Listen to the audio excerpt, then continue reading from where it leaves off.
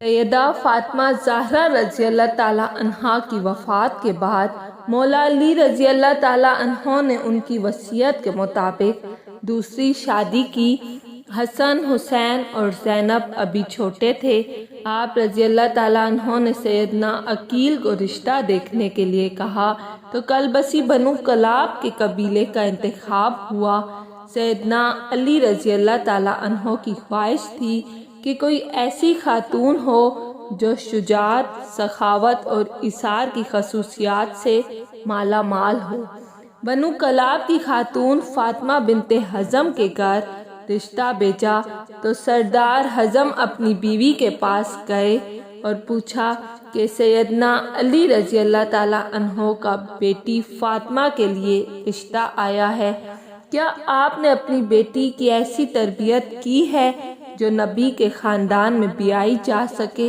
رشتہ قبول ہوتا ہے تو فاطمہ بنت حزم سیدنا ام بنین سیدنا علی رضی اللہ تعالیٰ عنہ کے گھر جاتی ہیں تو سیدنا حسن، حسین اور زینب کو گلے لگا لیتی ہیں۔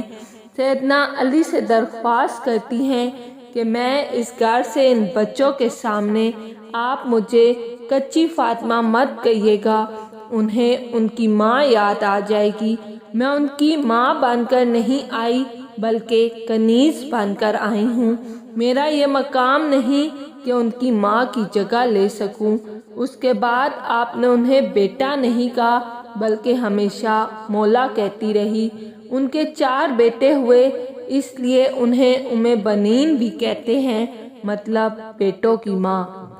اپنے بیٹوں کو ہمیشہ حسن، حسین کو علی رضی اللہ تعالیٰ عنہ کی طرف اطاعت کا حکم دیا، ادب سکھایا اور کہا جو وہ کہیں بس حکم بجا لانا ہے، بحث نہیں کرنی۔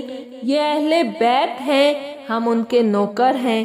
4 بیٹوں میں عباس ابن علی، عبداللہ ابن علی، جعفر ابن علی اور عثمان ابن علی تھے۔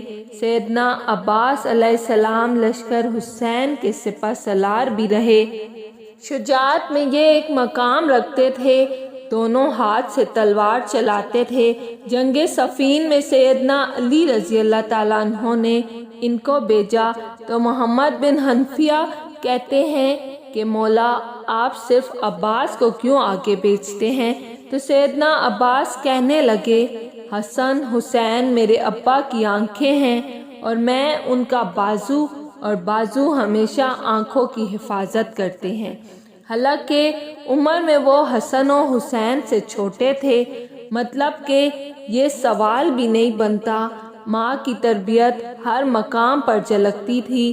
واقعہ کربلا میں جب ایک ایک کر کے لشکر حسین کے سپاہی شہید ہوتے گئے تو سیدنا عباس نے مولا حسین سے درخواست کی کہ مجھے جانے دیں۔ سیدنا حسین ان سے تلواریں لے لیتے ہیں کہ بس عباس تم پانی لے آؤ۔ آپ پانی لینے جاتے ہیں تو یزیدی لشکر ان پر حملہ کر دیتا ہے، دونوں بازو کاٹ دیے جاتے ہیں۔ وہی جنہوں نے حسین کی حفاظت کرنی تھی، گھٹنے میں تیر لگتا ہے، حسین عالی مقام کی آنکھیں بھر آتی ہیں۔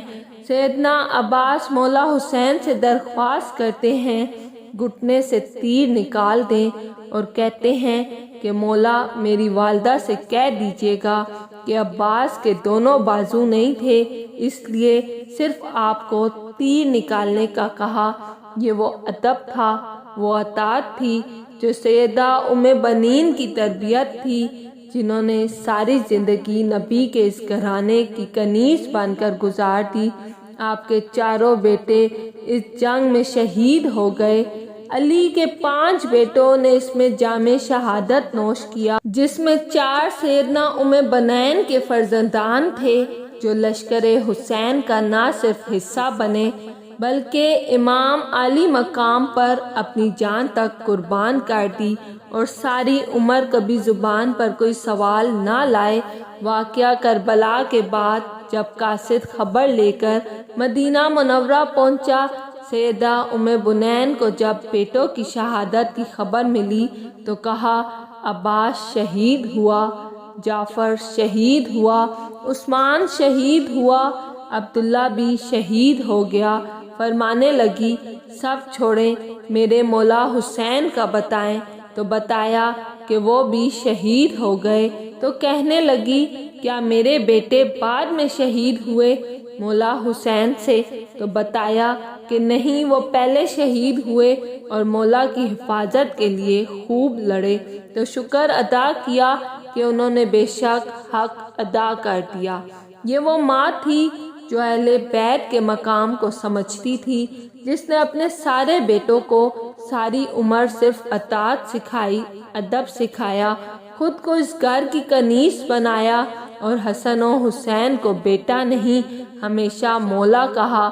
ہم سب کو اہل بیت کا مقام سمجھنے اور اس ادب خدا و اطاعت کی ہدایت فرمائے جو سیدہ ام بنین نے اپنی اولاد کو سکھایا۔ اگر آپ کو میری ویڈیو پسند آئی ہے تو لائک اور سبسکرائب لازمی کیجیے گا۔